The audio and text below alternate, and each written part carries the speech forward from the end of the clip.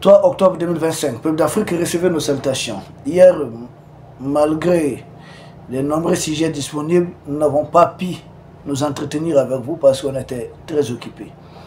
Nous participons à certaines activités également sur place. Peuple d'Afrique, le voyage d'Abdraman Tiani, nous avons entendu beaucoup de choses. C'est là que tous les djinns fils d'Afrique, tous les fervents défenseurs d'Afrique ne doivent pas se laisser tenter par certaines thèses. Parce que certains se faisant passer pour des diplomates selon eux, bien introduits, sources concordantes, sources très proches. C'est comme ça que ça s'est passé, c'est comme ça. Mais quand vous voyez le président Tiani, il était bien détendu. Parce que la première thèse farfelue avancée, c'est que voilà, le Niger aurait adopté une position qui ne plaît pas beaucoup. Écoutez, ce qui est dit officiellement n'a rien à voir avec ça. Si tel est le cas, je pense que c'est une réunion tripartite qui doit avoir lieu. Le Mali, le Burkina, le Niger. Et si tel est le cas, ça pouvait se limiter à un entretien simplement entre le général Abdraman Tiani et le général Assimi Goïta. Mais il est venu au Mali, il est parti au Burkina. Publiquement, officiellement, le général Abdraman Tiani a avancé certains arguments par domaine. Par exemple, il a pris le volet militaire. Nous comprenons qu'il s'agit d'opérationnaliser véritablement les forces unifiées de l'AES, qui a ces forces-là d'ailleurs ont leur état-major au Niger. Donc c'est important. Et d'ailleurs, je crois que de son voyage, le ministre de la Défense du Niger y était. Donc la question force unifiée, c'est-à-dire cette force-là pour moi, d'après ce que je sais un peu, c'est une force qui va beaucoup évoluer dans la fameuse zone des 3 frontières. Et c'est une force peut-être qui pourra mener d'autres opérations ponctuelles, c'est ce que je pense. Donc le général Abdraman Tiani, il est venu, il faut finaliser. C'est une force opérationnelle, mais il faut faire monter en puissance cette force unifiée de l'AES. Et qui a son état-major, c'est-à-dire particulier. Ça n'a rien à voir avec les 3 autres états-majors. C'est une armée confédérale qui est en train de voir le jour. Une armée confédérale qui, à la longue, selon notre compréhension, pourra s'y planter, pourra dépasser les armées régulières de l'AES. De toutes les façons, la confédération, voire même l'état fédéral, c'est comme ça que ça se crée. Chaque pays a son armée, mais on crée une armée pour tout le monde. Et ensemble, on va faire monter cette armée en puissance, petit à petit, petit à petit. Il a parlé de ces volets, je me demande pourquoi. Ceux qui disent être bien introduits n'ont pas évoqué ça. Et maintenant, l'opérationnalisation de la force unifiée de l'AES, c'est une réalité, oui ou non? Oui, c'est bel et bien une réalité. C'est une force qui est en train de monter en puissance. Surtout, vous voyez que les terreaux ont passé à une autre dimension d'agression, de combat. Qu'est-ce qu'ils font? Vous vous souvenez qu'ils ont ordonné à Zelensky de s'attaquer souvent à certaines raffineries de la Russie. Vous vous souvenez de ça? La même chose, puisque le Mali n'a pas de raffinerie en tant que tel, ils ont ordonné à leur territoire de s'attaquer à des convois de camions-citernes. Vous savez, le carburant, c'est un liquide très très inflammable. Il est même interdit d'approcher les camions-citernes à une certaine distance. Donc, pouvoir atteindre un camion-citerne, ce n'est pas un acte de bravoure. N'importe qui peut le faire. Ce n'est pas un acte de bravoure, c'est tout seulement du terrorisme. C'est de la terreur. Parce que même les chauffeurs, vous mettez sa vie en danger. Nous, les militaires, escorte, les militaires accompagnent, mais on ne le souhaite pas. Il suffit d'une certaine position pour faire un peu de dégâts. Et filmer ça, donner ça à Serge Daniel, donner à Wassim Nasr, donner à leur famille certains blogueurs africains, comme vous et moi, et leur demander de médiatiser. C'est ce à quoi on assiste. Et pof, ils commencent à médiatiser. Ah, les terroristes ont attaqué tel camion, c'est tel le terroriste. Mais si on veut, dans n'importe quel pays au monde, si on veut s'apprendre au camion citerne, Mais ça coûterait quoi? Mais malgré tout ça, il faut saluer la bravoure, hein, surtout le courage de nos forces de défense et de sécurité qui escortent très bien ces camions citernes à partir de certaines localités. Donc le général Abdourahmane Tchiani, de sa visite, il est surtout question de cette histoire de forces unifiées. Ce qui avance autre chose. Mais dans la famille, moi j'ai en Bambara, on dit Sikafo et Damoui, on discute de tout, on se comprend et puis c'est l'Est qui gagne. Mais seulement il n'y a rien de tel. Voilà, il n'y a rien de tel. Nous continuons, l'Est continue son chemin, peut-être c'est de la volonté. Les États-Unis avaient déjà laissé entendre qu'ils feront tout pour détruire l'AES. Tel, pour eux, ils sont parvenus à détruire la Fédération panarabe, qui était la Libye, l'Égypte et la Syrie. Et ils sont convaincus qu'ils vont faire la même chose avec le pays de l'Est. Ils sont convaincus que la façon dont ils ont réussi à détruire l'Union soviétique, les 6 pays, casser totalement l'Union soviétique, que de la même façon, ils vont parvenir à détruire l'AES. Et en détruisant l'Union soviétique, ils avaient en ligne de mire la Serbie, qui était le moteur, qui est un peuple slave, c'est-à-dire un peuple directement de la famille de la Russie, quoi. C'est le même peuple, ce sont des Slaves. Donc, il fallait détruire la Serbie, qui était le moteur. Ils mettent le paquet aujourd'hui sur le Mali, ils disent que ça a commencé là-bas, il faut faire quelque chose, mais ça ne va pas fonctionner comme ça. Ils se trompent. Nos forces de défense et de sécurité sont très mobilisées. Ça ne va pas fonctionner. C'est une erreur. Certes, c'est la guerre. La guerre, je l'ai tout en dit, il y a des victimes de deux côtés. Ce n'est pas comme Wassim Nasr et Serge Daniel veulent présenter. Non, le Mali doit faire une guerre sans essayer de perdre de son côté. Mais le risque, c'est ici des pertes. Les États-Unis, ici des pertes. La guerre, c'est la guerre. Ce qui compte, c'est qui doit atteindre, qui doit remplir les objectifs. Et vous savez qu'au Vietnam, on dit haut et fort que les Vietnamiens ont gagné. Mais quand vous comparez en termes de pertes, les Vietnamiens ont perdu 5 fois plus d'hommes que les États-Unis et leurs alliés même. Mais ce qui compte dans une guerre, c'est l'objectif qu'on s'est fixé. Les Vietnamiens voulaient réunifier le Vietnam du nord et du sud. Donc malgré les pertes, si l'objectif est atteint, le Vietnam sort victorieux de la guerre. Ah oui, ils sortent victorieux de la guerre. Nous aujourd'hui, ce sont les terreurs qui ont le plus de pertes. Mais une façon de dire, ce qui compte pour nous, l'objectif premier, les objectifs spécifiques, c'était d'abord de libérer les localités qui étaient jugées imprenables, telles que Berthe, Salit, Aguelo, Kidal et autres. Toutes ces localités ont été libérées. Maintenant, le principal objectif, c'est de pacifier, de stabiliser le Mali. Et c'est ce à quoi nous sommes attelés. C'est le travail le plus dur.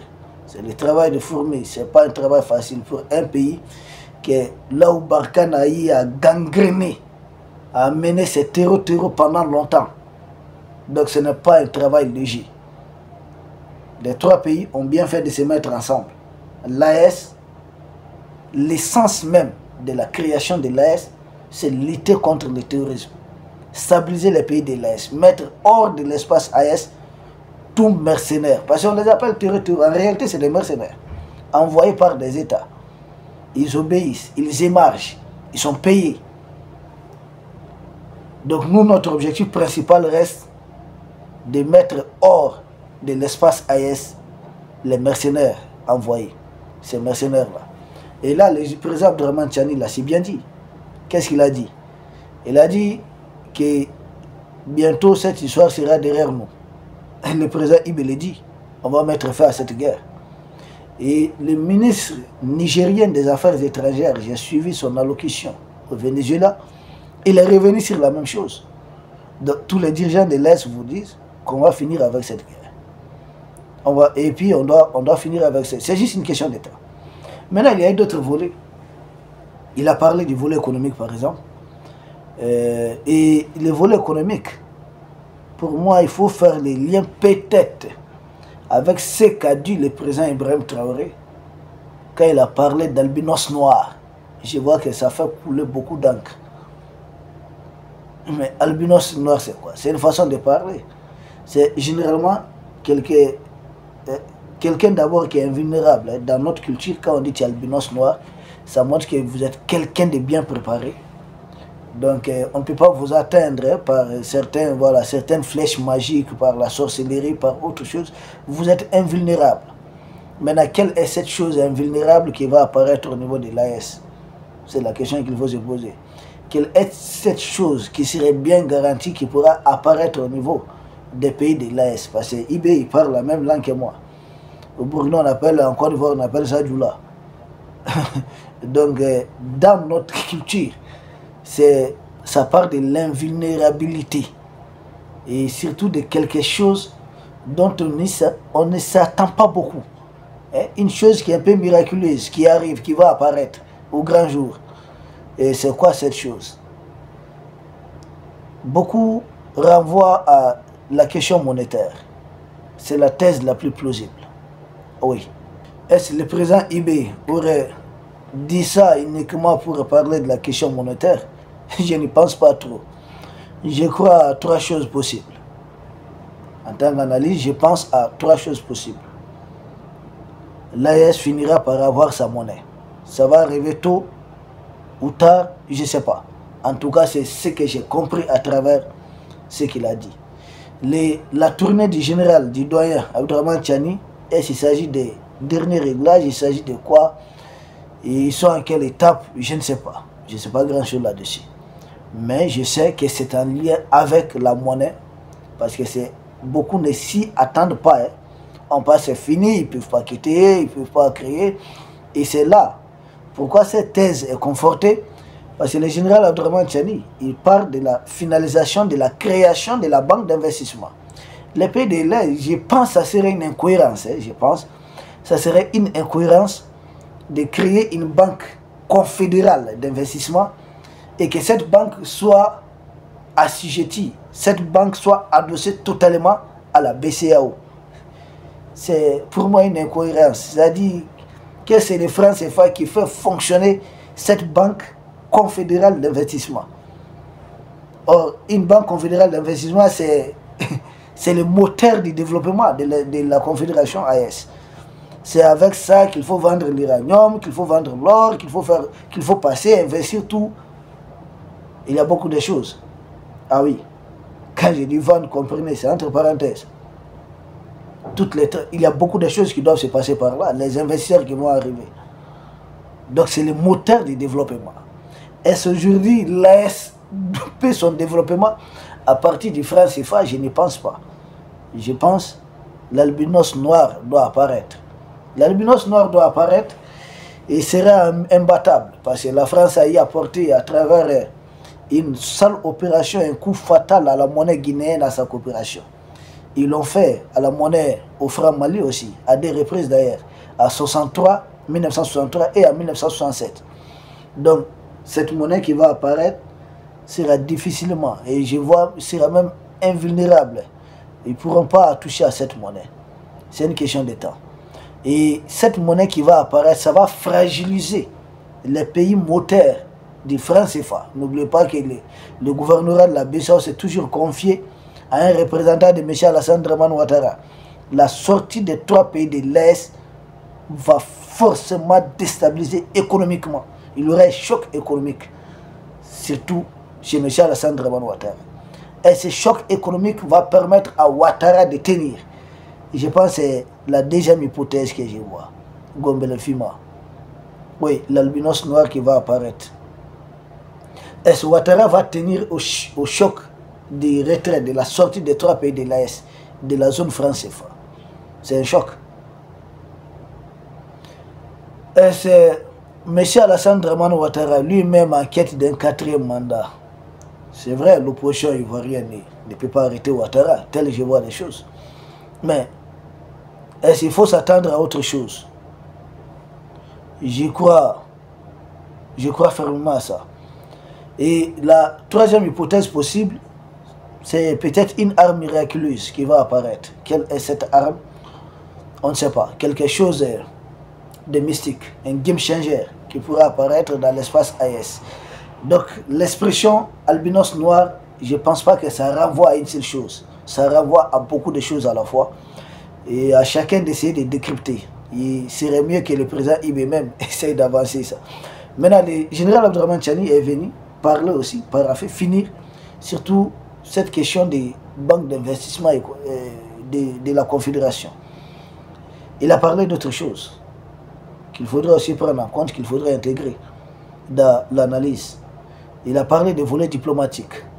C'est là que certains qui résument son voyage à un simple volet diplomatique, il y aurait mésentente, on ne sait pas qui dirige au Niger. Ce n'est pas vrai.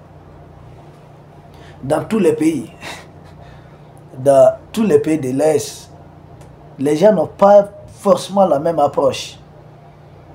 Et quand le général Tchani vient vers le président Assimi Goïta, c'est normal. C'est normal parce que c'est le président en exercice de la Confédération. Et il allait vers Ibé, il a profité de l'occasion. Volet diplomatique, il faut coordonner beaucoup de choses. Et je pense surtout que le Niger et le Mali doivent se coordonner davantage sur les dossiers de l'Algérie. Oui.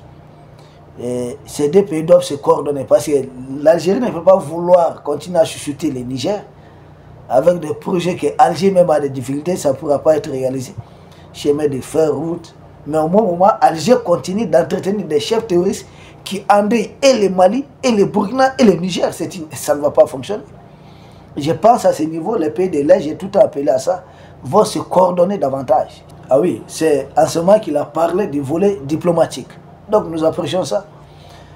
Nous apprécions ça, ça a juste valeur. Donc il faut se coordonner davantage. Surtout les volets diplomatiques. Les militaires là, volet militaire là, ça c'est ok, ça ne tarde pas. Ils sont tous des militaires et ici connaissent très, voilà, ça c'est pas un problème. Les volets diplomatiques surtout, tout ce qui se passe aujourd'hui est géopolitique et géostratégique. Tout. Même si on touche à un pan de religion, c'est ça. On touche à quoi, c'est ça général. Tout ce qui se passe autour de nous actuellement a des répercussions à certains niveaux. Ou a été préparé à un certain niveau. Donc les pays de l'Est doivent surtout se coordonner sur le volet diplomatique. J'ai vu Alger. C'était qui? Le président algérien, Tebboune, se rendre en Allemagne. Et essayer d'espérer que lui, Tebboune, avec l'Algérie, il pourra aider l'Allemagne avec son déficit énergétique, c'est-à-dire avec les gaz. Mais sur quoi Alger compte surtout? Alger compte sur les gaz qui doit transiter par le gazoduc transsaharien. C'est-à-dire les gaz, quelqu'un m'a posé la question la fois passée, ces gaz-là sera pompé au Nigeria. C'est-à-dire pour exploiter au Nigeria. Le Nigeria fait frontière avec le Niger. Ça transite par le Niger et ensuite ça atteint l'Algérie. Et l'Algérie sera vue par l'Union européenne comme le centre de tout ça. C'est pourquoi c'est financé aussi. La bonne partie du financement vient d'Alger. Donc Alger veut tenir l'Europe, être une sorte de récidé, de sorte que les Européens puissent tolérer tout ce qui peut se passer en Algérie, y compris même si Alger fait des guerres aux pays de l'AES. C'est pourquoi les pays de l'AES doivent appeler Alger, parce qu'il est avéré, A plus B, que Alger a fait échapper les chefs terroristes qui endeuillent le Sahel. Maintenant, quelle est la réponse des pays de l'Est ensemble face à cette attitude d'Algérie? C'est là qu'il faut se coordonner davantage. Il faut appeler Alger. Écoutez, maintenant, fini la récréation. Iyad, Agali, Koufa, tout ça, ce sont vos agents. Vous voulez faire main basse sur le pétrole du Nord Mali. Au même moment, vous voulez être le plus gros exportateur du gaz du Nigeria. Parce que vous avez contribué à faire endormir l'autre projet qui devait passer et atteindre le Maroc. Si vous voulez ça, vous avez forcément besoin du territoire de l'Est. Nous vous demandons de rappeler tous vos mercenaires de l'espace AES. Pour moi, ça doit être la condition sine qua non. Et je ne fais que proposer. Nous n'avons pas le monopole de la vérité. Il faut que les pays de... Je suis convaincu que les pays de l'AES doivent discuter avec Alger. Yeux dans yeux. Voilà, vous voulez les gazoducs transsahariens qui va faire votre poids géopolitique auprès de l'Europe et autres.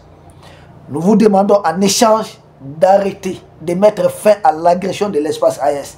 Il faut, ça ce n'est pas de la mer à boire. L'agression de l'espace AES n'est pas possible sans deux pays. C'est l'Algérie et la Mauritanie. Et qui a activé la Mauritanie? C'est la France et l'Algérie. On met fin d'abord dans l'implication algérienne. Et en ce moment, Alger doit rendre tous les chefs terror ou les enfermer là-bas. C'est simple, c'est pas compliqué. Si Alger ne veut pas de ça, il faut mettre fin à cette histoire de gazoduc. Ça ne va pas profiter au pays de l'AES. On va dire quoi, les quelques taxes douanières, mais en lieu et place là, le Niger peut mieux obtenir. Le Niger peut mieux obtenir parce que les mêmes gazoducs, on peut faire transiter ça par le Niger, passer par la Libye et atteindre l'Europe, c'est possible. Ah oui, oui, c'est possible. Niger, Libye et puis Europe, c'est la même chose.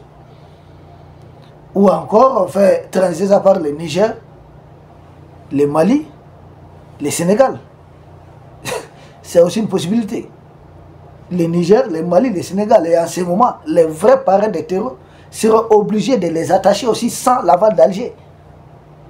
On est dans ça. Je pense que le gazoduc transsaharien est un vrai outil géopolitique dans ce conflit et même géostratégique qu'il faut savoir entretenir. Alger y tient fermement parce que ça va faire l'équivalent du gaz que les Européens achètent à la Russie. C'est à peu près la même quantité.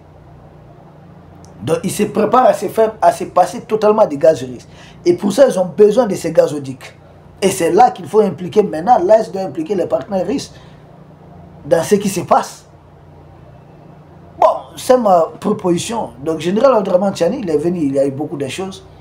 Mais ce que j'ai pu récolter, voici des propositions que, en tout cas, j'ai dû noter pour faire parvenir à nos autorités. Parce que combat, nous devons parler de la même voix. Peuple d'Afrique, nous vous remercions. Et nous espérons vous retrouver très bientôt pour un autre sujet au sommet de l'actualité. Merci beaucoup.